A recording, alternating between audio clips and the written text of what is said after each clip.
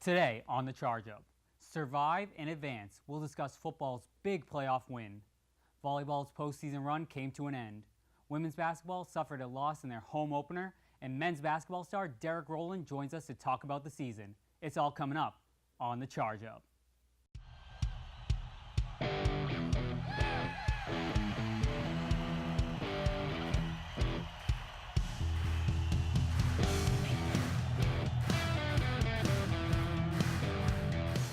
Hello everyone, welcome to the Charge Up. I'm James Cassidy, and with me today is Devin Maida, Christy Gerano, and Eric Nybro. What's going on, everybody? Feeling good. Had some great wins this weekend. Hopefully we're going to have a fantastic show. Hopefully we will. Let's get to the action. Last season, redshirt sophomore guard Derrick Rowland was named to the NE10 All-Rookie team, averaging 9.6 points per game, which was the third most on the team. Chris is with him now to discuss what to expect this season. You made NE10 All-Rookie team primarily coming off the bench, but now you're a starter. So how does that change your mindset going into a game? Well, I think it changes it because I'm trying to be a leader. Since we have 3 freshmen and 1 transfer, since they're new to the NE10, I just need to show them the ins and outs of the league and how it goes. All right, now you guys are 2-0 with big wins against LU Post and Adelphi this past weekend. What has been the catalyst so far this season? I think our unselfish play. We have a lot of guys, multiple people scoring in double digits, and I think that's good when everybody shares the ball and everybody gets involved because everybody wants to win. All right, so the last season you guys got knocked out of the NE10 tournament in the first round, and then you barely missed the NCAA tournament. How far do you think you could go this season? I think we have potential to win the NE10. We have a lot of good players. Our bench is deep. We can play 10, 11 guys, and everybody will still flow thoroughly. So now, besides yourself, you mentioned some of the young guys. Who do you think could break out this season? I think potentially anybody. We have a lot of guys like Roy Kane, Elijah Bailey, Kesley Felizor, freshman Quayshawn Lane. We have a lot of people that have the ability to break out anytime. Now, do you have any personal goals that you set for yourself coming into the year? Well, I think my main focus is just to win. If it happens, it happens, but winning is the main goal, and that will always be the main goal. All right, do you have anything else to add? Let's have a good season. Let's have a good season this year. All right, thank you for coming. We appreciate you coming, and we wish you the best of luck on the rest of the season. Thank you. Men's basketball defeated Adelphi 87-67 Saturday for their first conference win of the season. Guys, what factors led to this big win? Just a good overall dominant game by the men's team. They spread the ball around. We had 4 players with 10 points or more. I want to note Kesley Felizor, who had a phenomenal game with a nice double-double with 10 boards and 11 points. Yeah, they're running up and down the court, scoring left and right.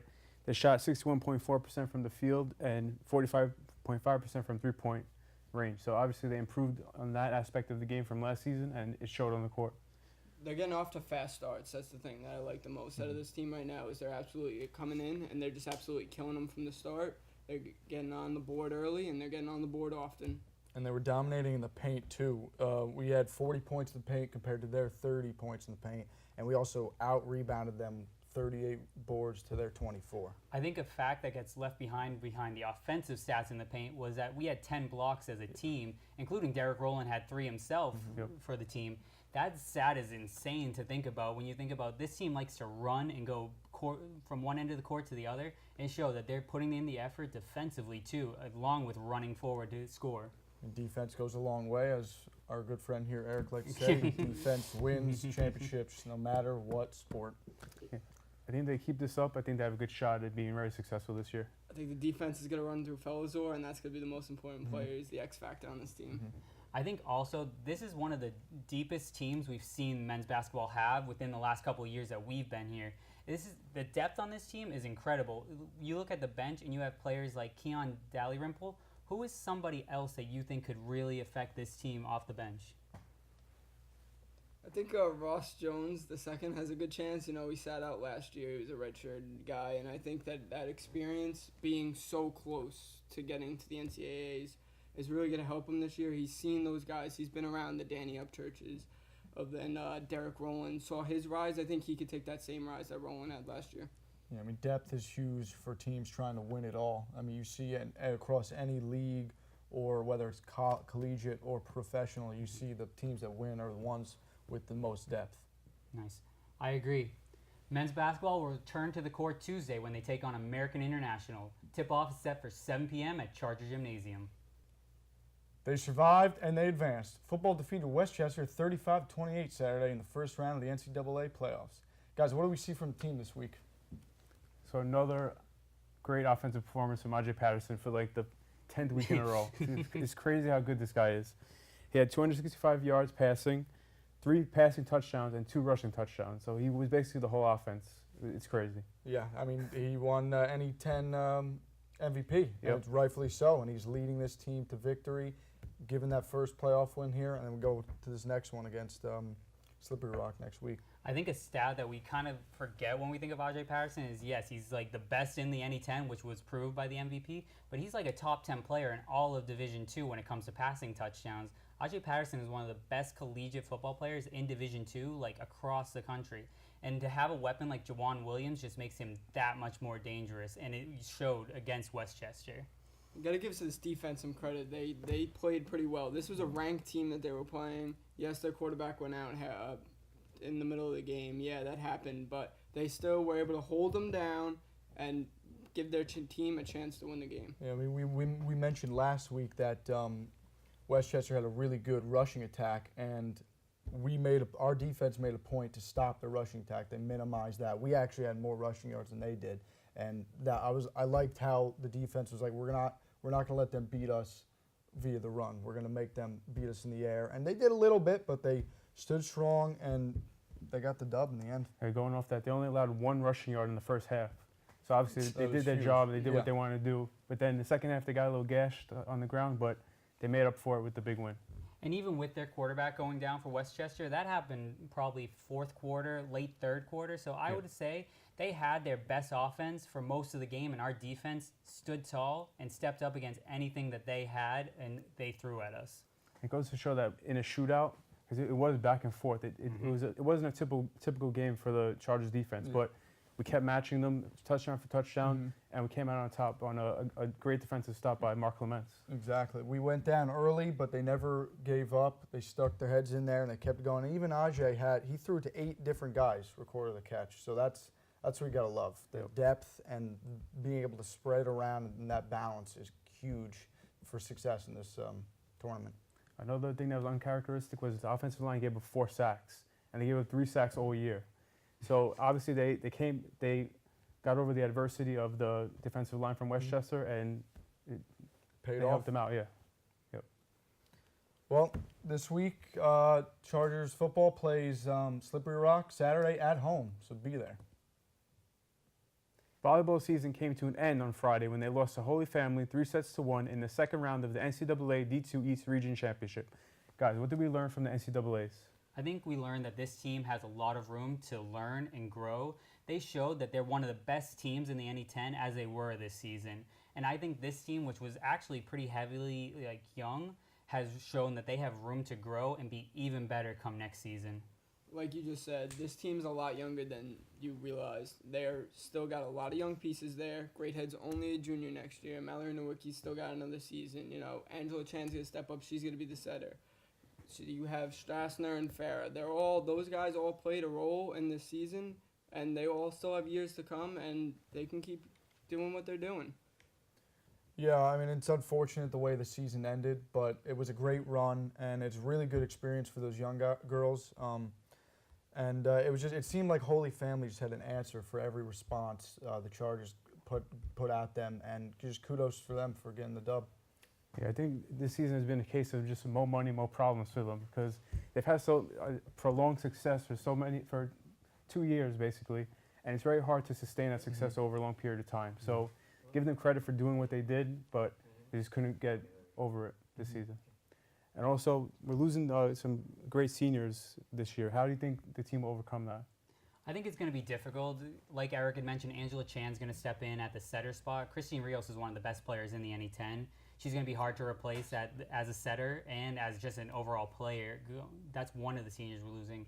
Losing Brianna Maramina at the defensive specialist spot, and Lindsey Kim, another great defensive player. It's going to be a little bit to work on, but I think this team will be able to get around it, and then we'll be able to be one of the best teams in the conference It's a next good year. program, and you can recruit well. That's when you're this good for this long, it's easy. Recruitment's easy. It's just going to take. You're just going to go through a few growing pains, but we've seen that this team can can put it over the edge. Now, if there is a coaching change, how do you think that would affect the team going forward?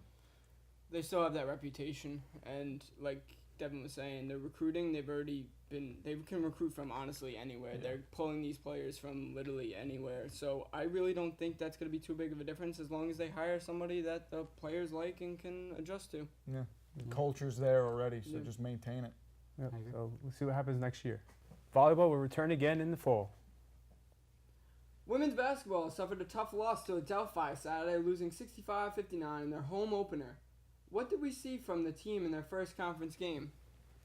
Well, we saw them get out-rebounded 37-25, so that was a big factor in this game. And we saw a lot of missed free throws. Those are killer. I mean, they're free. Make the shots. That's why they're there. And there's a few other factors I'd like to point out. They only got 5 points off the bench as compared to Adelphi's 24 points to the bench. So you want a lot more production out of your bench players than that. That's a big factor. But otherwise, they still played a stout game. It's just they got to learn to finish a little bit better. I think that the key really is that depth off the bench. Like we talked about the men's depth that they have. The women have the opposite right now. Only getting 5 points against Adelphi isn't a great sign, but I think there are players on the bench for the women's team that could make a difference as they go down the season, like Michael Warmack. And I think they could really make the difference for this team as they get into the conference play. I was at the game, and they looked really good in the first quarter and the second quarter, around halftime. They were shooting well. They were playing good defense, but like you said, the foul trouble.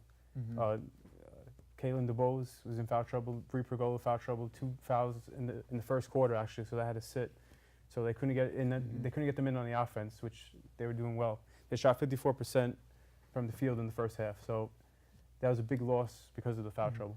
There's 2 things that I've liked a lot from this team so far. I've liked the culture change that I think we've seen with Debbie Buff becoming the head coach, and I like the way that the freshman DeBose is playing. She's playing very well right now as the number 2 person. What have you guys seen? What else has excited you about this team? They're spreading the ball around more, which is nice, and it's what we didn't see last year. We saw it was just the Alex Kershaw, which is great. She's an all-time player, but she needs some help. So that's why it's nice to have the boys to alleviate some of the pressure off of Kerr, and then you get that 1-2 punch, and then you still have other players to step up as well. I think the defense has been kind of great for them this season so far. Through 3 games, they've forced over 20 turnovers in all 3 games. Though they had their struggles against Adelphi, and Adelphi had a great shooting day from behind the arc, which is like the arch enemy of a zone defense. Other than that, they're getting steals. They're turning other teams over. I think that's going to help them down the line. Yeah, I agree with you on the defense. They had a lot of held balls too. They were diving for balls. They were trying to get the ball back. So it's a great effort on defense, which is something we didn't see last season. Yeah. Well, hopefully the Chargers start winning some more games and have a productive season. Next stop for women's basketball will be in the warmth of Puerto Rico. The Puerto Rico Classico begins Wednesday.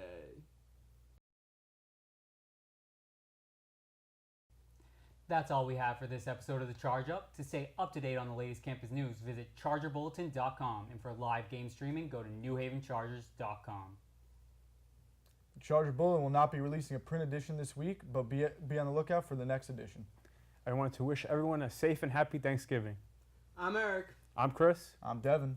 And I'm James. We'll see you next week on The Charge Up.